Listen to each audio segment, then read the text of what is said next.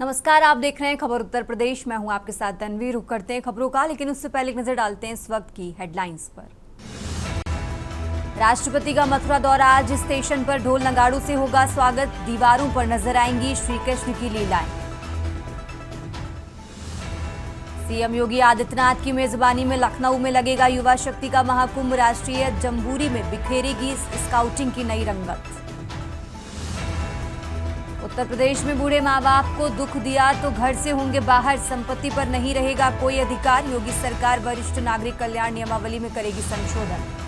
School कॉलेजों के आसपास घूमने वाले शौहदों पर करें सख्त कार्रवाई, डीजीपी ने कहा। महिला सुरक्षा सर्वोपरि। स्मार्ट प्रीपेड मीटर लगाने की प्रक्रिया में होगा बदलाव, आयोग में दाखिल हुआ लोक महत्व का प्रस्ताव। यूपी के 11 जिलों में बारिश का अलर्ट, प्रदेश में अब तक 4% कम हुई बरसात। आप देख रहे हैं के न्यूज, खबरों का सारथी। और चलिए अब रुक करते हैं खबरों का। बात कर रहे हैं लखनऊ की। लखनऊ से बड़ी खबर आपको बता रहे हैं, जहां पंडित दीनदयाल उपाध्याय की 109वीं जयंती आज है, तो प्रतिमा पर उप मुख्यमंत्री ब्रजेश पाठक माल्यार्पण करेंगे। ये बड़ी खबर आपको बता रहे हैं, जहां पंडित दीनदयाल उपाध्याय पार्क चारबाग में ये कार्यक्रम होगा और इस कार्यक्रम में बड़ी संख्या में भाजपा के कार्यकर्ता मौजूद रहेंगे। तो बड़ी खबर आपको बता रहे हैं लखनऊ से। इस कार्यक्रम में बड़ी संख्या में भाजपा के कार्यकर्ता मौजूद रहेंगे। पंडित दीनदयाल उपाध्याय की 109वीं जयंती आज है, लखनऊ से खबर आपको बता रहे हैं। तो आज उनकी प्रतिमा पर उप मुख्यमंत्री ब्रजेश पाठक माल्यार्पण करेंगे। पंडित दीनदयाल उपाध्याय पार्क चारबाग में ये कार्यक्रम होगा और इस कार्यक्रम में बड़ी संख्या में भाजपा के कार्यकर्ता शामिल होंगे।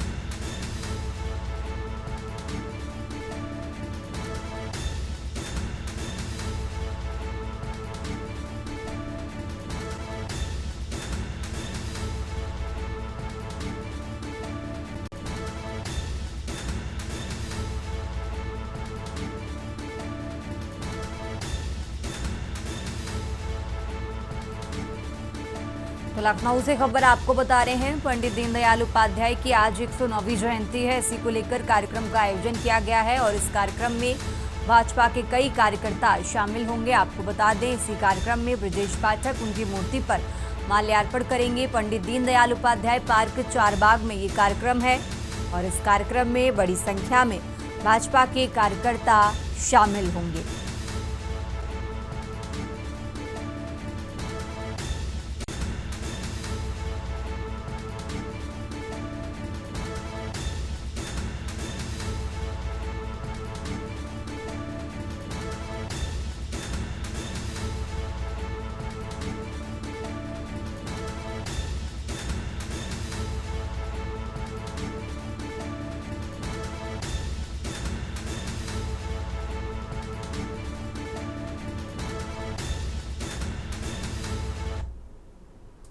आगे बढ़ते खबरों में अब बात कर रहे हैं बुलंदशहर की, जहां सोशल मीडिया पर सामने आया असलाह का वीडियो।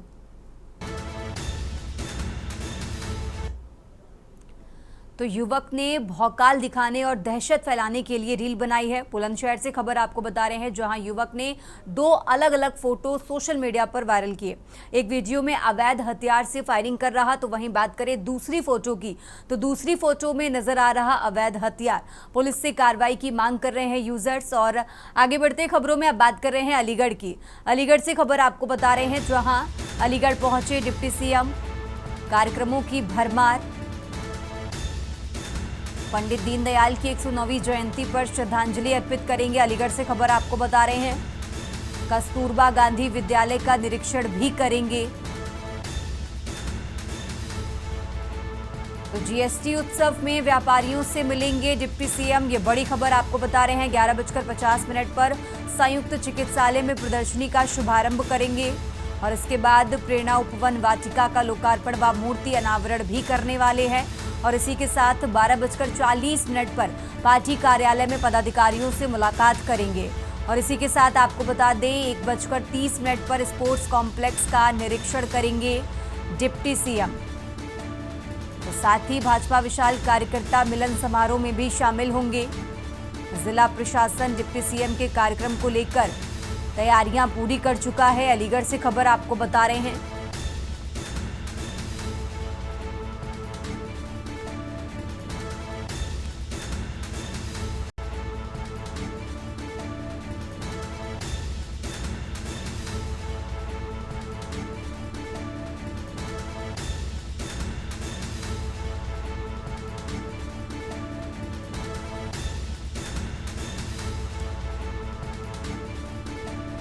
तो अलीगढ़ से अहम जानकारी आपको बता रहे हैं, जहां अलीगढ़ पहुंच चुके हैं डिप्टी सीएम और इसी के साथ जीएसटी उत्सव में व्यापारियों से मुलाकात करेंगे। 11:50 पर संयुक्त चिकित्सालय में प्रदर्शनी का शुभारंभ करते नजर आएंगे। प्रेरणा उपवन वाटिका का लोकार्पण व मूर्ति अनावरण भी करेंगे डिप्टी सीएम। तो 12:40 पर पार्टी कार्यालय में पदाधिकारियों के साथ मुलाकात करेंगे।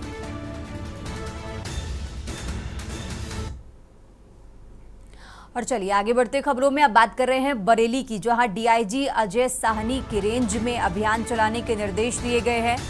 बरेली, बदायूं, पीलीभीत के अधिकारियों को ये निर्देश जारी किए गए। वाहनों पर जातिगत स्लोगन लिखना, चिन्ह चिपकाना महंगा पड़ेगा। तो 25 सितंबर से रेंज के चारों जिलों में अभियान चलेगा। पुलिस अभियान चलाकर ऐसे लोगों के खिलाफ कड़ी कार्रवाई करेगी। पुलिस और ट्रैफिक पुलिस संयुक्त रूप से रेंज में चलाएगी अभियान। और इसी के साथ आपको बता दें, पहली बार समझाया जाएगा, दूसरी बार एफआईआर दर्ज होगी। तो डीजीपी के निर्देश पर डीआईजी ने यह अभियान चलाया है।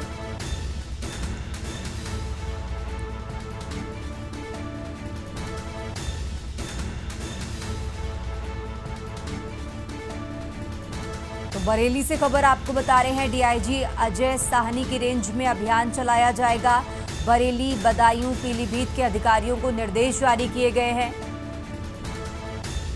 वाहनों पर जातिगत स्लोगन लिखना, चिन्ह चिपकाना अब महंगा पड़ेगा। 25 सितंबर से रेंज के चारों जिलों में यह अभियान चलेगा। बरेली से खबर आपको बता रहे हैं, पुलिस अभियान चलाकर ऐसे लोगों के खिलाफ कार्रवाई करेगी।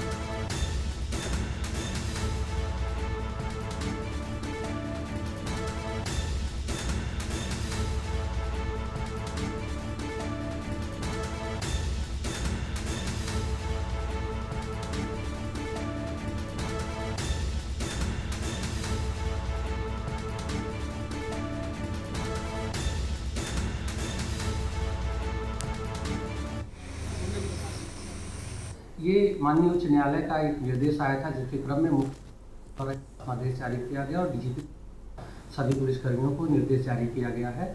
इसके तहत कल से रेंज के 4 जनपदों में अभियान चलाया जाएगा, जिसमें किसी भी निजी या सार्वजनिक वाहन पर किसी, साथ ही थानों में जो नोटिस बोर्ड लगता है, थानों के जो भी प्रपत्र होते हैं, कहीं पर भी नाम के साथ जाति का उल्लेख नहीं किया जाएगा। ये चीज़ें सुनिश्चित कराई जा रही हैं और लोगों को ये बताया भी जाएगा। और कल जागरूकता का एक क्रम रहेगा कि ऐसा करना अपराध है। उसके बाद किसी ने अगर ये किया तो उसके खिलाफ जो सुसंगत धाराएं हैं उसके तहत कार्रवाई सुनिश्चित की जाएगी।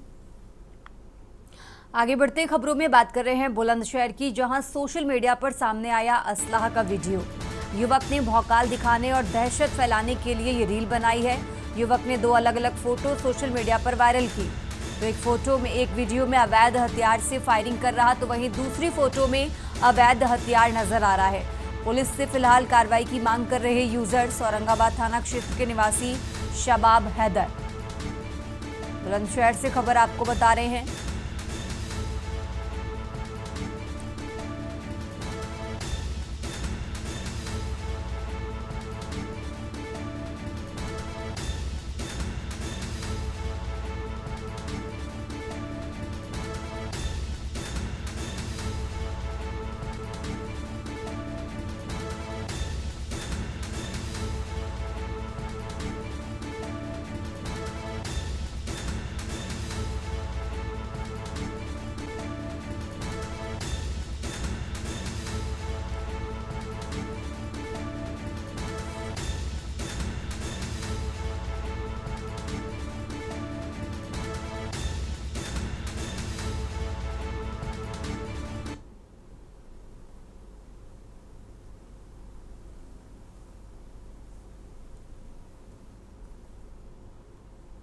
आगे बढ़ते खबरों में बुलंदशहर से एक और खबर आपको बता रहे हैं, जहां प्रेमी ने नाबालिग प्रेमिका को गोली मारी। प्रेमिका को गोली मारकर खुद भी आत्महत्या की है। पुलिस से घिरने पर प्रेमी ने एक कदम उठाया। 20 सितंबर को घर से भागकर डिबाई आए थे दोनों। आपको बता दें, मुजफ्फरनगर की नाबालिग और हरिद्वार का निवासी था प्रेमी। दोनों ने डिबाई के मोहल्ला सराय किशन चंद में मकान लिया था। एसएसपी दिनेश कुमार सिंह ने मौके का जायजा लिया है। फिलहाल दोनों के शव को पोस्टमार्टम के लिए भेजा गया है। बुलंदशहर के डिबाई में रात करीब 3 बजे ये सनसनीखेज घटना हुई है।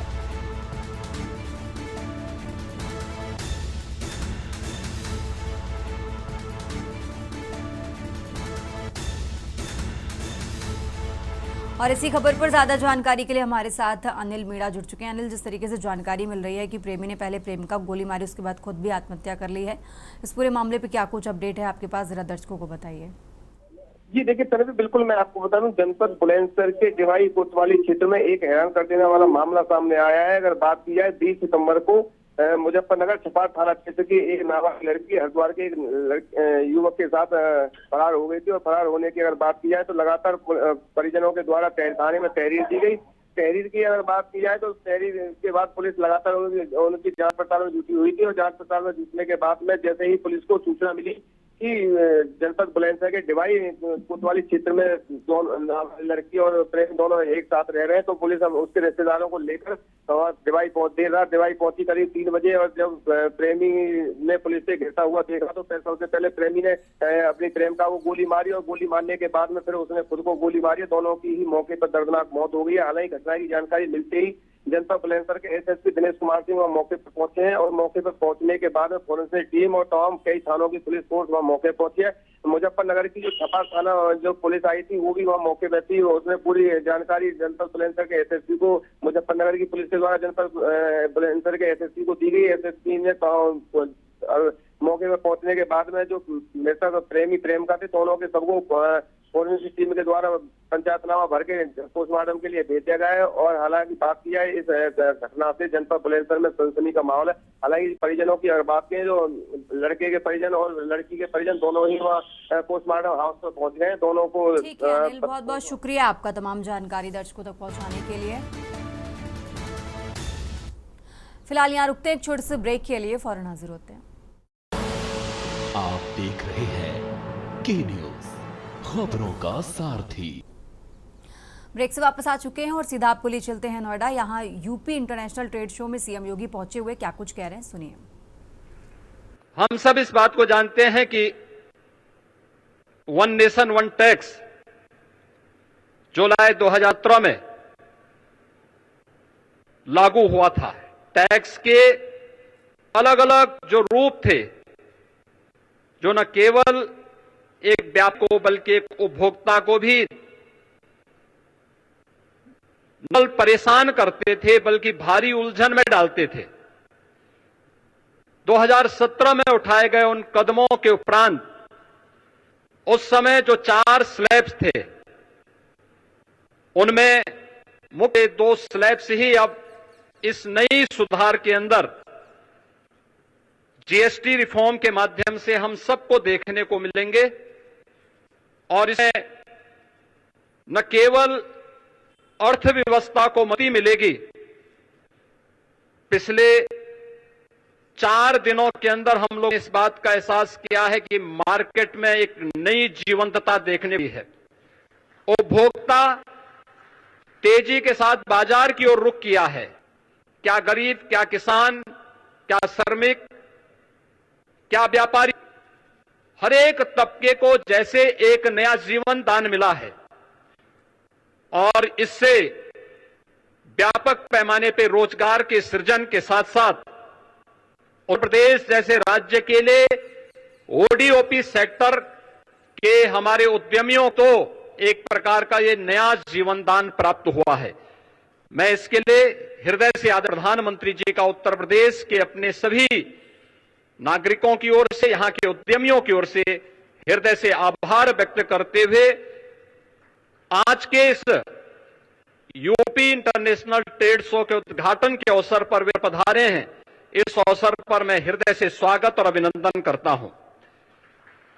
आज अंत्योदय के प्रणेता सरदेव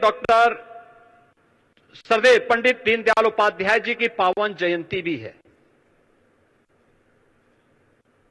उन्होंने अंतिम पायदान पर बैठे हुए व्यक्ति में आज से 70 वर्ष पहले एक नया चिंतन दिया था और अंत्योदय को राष्ट्रोदय में बदलने का आदरणीय प्रधानमंत्री जी की प्रेरणा से ये यूपी इंटरनेशनल शो एक विशिष्ट अवसर है। ये विशिष्ट अवसर केवल एक ट्रेड शो का नहीं बल्कि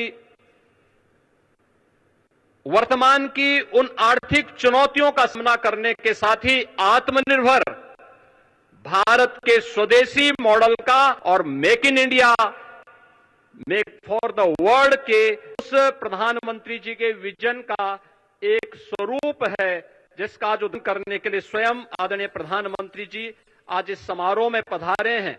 मैं इस यूपी इंटरनेशनल ट्रेड शो आयोजन समिति की ओर से इस पूरे समारोह में उनका हृदय से स्वागत करता हूं। यूपी इंटरनेशनल ट्रेड शो का यह तीसरा संस्करण है और मुझे बताते हुए प्रसन्नता है कि इस समय 80 देशों के 550 अधिक बायर्स भी भाग ले रहे हैं और इसमें 2250 से अधिक एग्जीबिटर्स उत्तर प्रदेश के सभी 75 जनपदों से सही बनकर के ब्रांड यूपी का उत्सव पिछले 8-8.5 वर्ष में आदरणीय प्रधानमंत्री जी के मार्गदर्शन में उत्तर प्रदेश में आई औद्योगिक क्रांति, परंपरागत उद्यम को फिर से दिया जीवनदान, उत्तर प्रदेश की समृद्ध सांस्कृतिक विरासत और सामाजिक विविधता को भी यहां पर प्रतिबिंबित कर रहा है। उत्तर प्रदेश राज्य को देश और दुनिया के सामने शोकेस का यह एक बेहतरीन प्लेटफॉर्म हम सबको प्राप्त हो। इसमें जो प्रधानमंत्री जी ने आज से 10 वर्ष पहले देश के युवाओं को था कि भारत के युवा को अब सीकर नहीं बल्कि जॉब क्रिएटर बनना होगा, उनकी स्टार्टअप की योजना, प्रधानमंत्री स्टैंडअप की योजना, युवाओं के लिए पीएम इंटर्नशिप की जैसी स्कीम और भी ऐसी बेहतरीन योजनाएं आम सबके लिए एक बैकबोन का काम की है और उसी का परिणाम कि आज उत्तर प्रदेश में हम लोगों ने सीएम युवा उद्यम स्कीम के माध्यम से भी इन युवाओं को नया उद्यमी बनने की दिशा में कदम उठाया है। और मुझे बताते हुए प्रसन्नता है कि पिछले 1 वर्ष से भी कम समय में यानी 24 जनवरी को उत्तर प्रदेश स्थापना दिवस के अवसर पर हम लोगों ने इस स्कीम को लागू किया था और अब तक 9,000 से अधिक युवा उद्यमी उत्तर प्रदेश के अंदर इस स्कीम का ले चुके हैं। अंतिम उद्यम पंक्ति में खड़े अंतिम हुनरमंद कारीगर और हस्तशिल्पी के उत्थान के लिए अति संवेदनशील आदरणीय प्रधानमंत्री जी ने परंपरागत कारीगरों हस्तशिल्पियों को पीएम विश्वकर्मा योजना उपहार में दी है। इसमें परंपरागत जो हमारे हस्तशिल्पी हैं, कारीगर हैं, उनका न केवल ट्रेनिंग दी जाती है बल्कि टूल किट के लिए एक पैकेज भी उन्हें उपलब्ध कराया जाता है।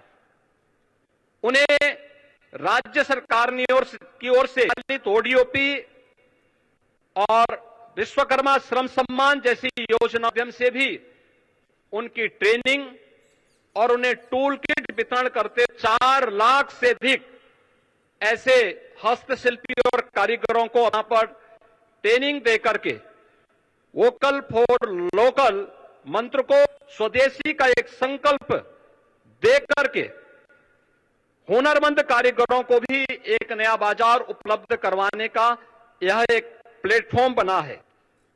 मुझे बताते हुए प्रसन्नता है कि आज उत्तर प्रदेश में 77 जीआई उत्पाद के साथ ही प्रदेश देश का शीर्ष जीआई कैपिटल बना है।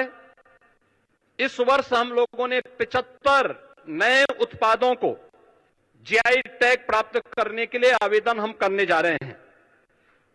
इस प्रकार प्रदेश अपने हजारों वर्षों की उस विरासत को, जो एक धरोहर के रूप में उत्देश में मौजूद थी, उसे सजाने, संवारने और उसका संरक्षण करने का कार्य हम इसके माध्यम से आगे करने जा रहे हैं। यहां पर जो हमारे स्टॉल्स लगे हुए हैं, इनमें 60 से अधिक जीआई स्टॉल भी इस पूरे कार्यक्रम के दौरान हम सबको यहां देखने को मिलेंगे। स्टार्टअप्स, ओडीओपी, हमारे उभरते जो एक्सपोर्टर्स हैं, महिला उद्यमी, नमी, हस्तशिल्पी, आईटी, इलेक्ट्रॉनिक्स की, खाद्य प्रसंस्करण, कौशल विकास, महिला सेवी समूह, वन और पर्यावरण विभाग के अपने विभिन्न उत्पाद और उनके द्वारा किए गए प्रयास भी इस यूपी इंटरनेशनल शो के माध्यम से यहां पर प्रस्तुत किए गए हैं। फरवरी 2023 में Uttar Pradesh global investor summit आदरणीय प्रधानमंत्री जी के कर कमलों से उद्घाटन हुआ था, जिसके माध्यम से 40 लाख करोड़ रुपए का निवेश का प्रस्ताव उत्तर प्रदेश को प्राप्त हुआ। और मुझे बताते हुए प्रसन्नता है कि इनमें से 12 लाख करोड़ से ऊपर के प्रस्ताव अब तक जमीनी धरातल पर उतर करके कुछ प्रस्तावों में, कुछ उद्यमों में प्रोडक्शन भी आरंभ हो चुका है। और उन्हीं में से 5 लाख करोड़ का हम नवंबर 2025 में प्रस्तावित कर रहे हैं, जिन्हें ब्रेकिंग करने की तैयारी वर्तमान में चल रही है। पिछले 11 वर्ष में आदरणीय प्रधानमंत्री जी की प्रेरणा से उत्तर प्रदेश के परंपरागत उत्पाद, जिनकी संख्या वर्तमान में 96 लाख है, उस एमएसएमई उत्पाद को, प्रत्येक यूनिट को सामाजिक सुरक्षा की गारंटी देते हुए उत्तर प्रदेश के अंदर आगे बढ़ाने का कार्य हुआ है। आज इसके माध्यम से 2 करोड़ अधिक नागरिक और युवा यहां पर रोजगार और नौकरी प्राप्त कर रहे हैं। कृषि के बाद रोजगार का उत्तर प्रदेश के अंदर ये सर्वाधिक बड़ा केंद्र बना है और ये आत्मनिर्भर भारत के निर्माण में इस सेक्टर की एक बड़ी भूमिका है। मुझे बताते हुए प्रसन्नता है कि ओडीओपी और पीएम विश्वकर्मा के बाद उत्तर प्रदेश ने व्यापक रूप से एक लैंड बैंक, क्योंकि बड़े उद्योगों के लिए लैंड बैंक की आवश्यकता पड़ती है, लेकिन उत्तर प्रदेश ने कोई प्राइवेट इंडस्ट्रियल पार्क की भी एक स्कीम आगे बढ़ाई है, जिसमें 11 ऐसे फ्लैश पार्क उत्तर प्रदेश के अंदर स्थापित हो चुके हैं। इसके माध्यम से भी उत्तर प्रदेश ने तेजी के साथ निवेश को अपने यहां आमंत्रित किया है, रोजगार के नए अवसर सृजन किया है। प्रत्येक जनपद में लौह पुरुष सरदार वल्लभ भाई पटेल की 150वीं जयंती के अवसर पर हर जनपद में 100 एकड़ क्षेत्रफल में एक इंडस्ट्रियल और एम्प्लॉयमेंट जोन विकसित करने की भी एक कार्य योजना प्रदेश सरकार ने आगे है। इन जोन्स में स्वरोजगार और वैश्य रोजगार संबंधित सभी विभागों, एमएसएमई, स्किल डेवलपमेंट, खादी ग्रामोद्योग तथा बैंकों को भी उनके कार्यालय स्थापित करें और श्रम और सेवायोजन के कार्यालय को भी यहीं पर स्थापित करने की एक योजना है। उत्तर प्रदेश का जो भी युवा उद्यमी अपना उद्यम स्थापित करना चाहता है या कोई रोजगार का इच्छुक युवा, यह इंडस्ट्रियल और एम्प्लॉयमेंट जोन ही उसके स्किल डेवलपमेंट के साथ ही उसे रोजगार और उसको उद्यम स्थापित करने वहां पर मदद देगा। आज उत्तर प्रदेश आईटी, कंडक्टर या इलेक्ट्रॉनिक्स मैन्युफैक्चरिंग का एक ग्लोबल बन रहा है। देश की मोबाइल फोन मैन्युफैक्चरिंग का 55% मोबाइल कंपोनेंट मैन्युफैक्चरिंग में 50% से अधिक की हिस्से अकेले उत्तर प्रदेश की है। सेमीकंडक्टर क्षेत्र की देश की अग्रणी कंपनियां प्रदेश में निवेश कर रही हैं और इस क्षेत्र को देखते हुए प्रदेश सरकार ने आईटी क्षेत्र को भी आज इंडस्ट्री का दर्जा प्रदान किया है। आज उत्तर प्रदेश आदरणीय प्रधानमंत्री जी की प्रेरणा से रोड, एयर, रेल और वाटर कनेक्टिविटी में यह एक अग्रणी स्थान में आया है। प्रदेश में निवेश का एक आकर्षक डेस्टिनेशन बना है और प्रदेश में कानून व्यवस्था की चुस्त दुरुस्त स्थिति, दूसरे देशों पर निर्भरता को कम करना, स्वदेशी साधनों का बेहतर उपयोग आदरणीय प्रधानमंत्री जी का आह्वान है। तो यूपी इंटरनेशनल ट्रेड शो में सीएम योगी की तरफ से महत्वपूर्ण बातें कही गई हैं। आपको बता दें 29 सितंबर तक ये ट्रेड शो चलेगा। इस बुलेटिन में फिलहाल इतना ही। आप देखते रहिए के न्यूज़ इंडिया।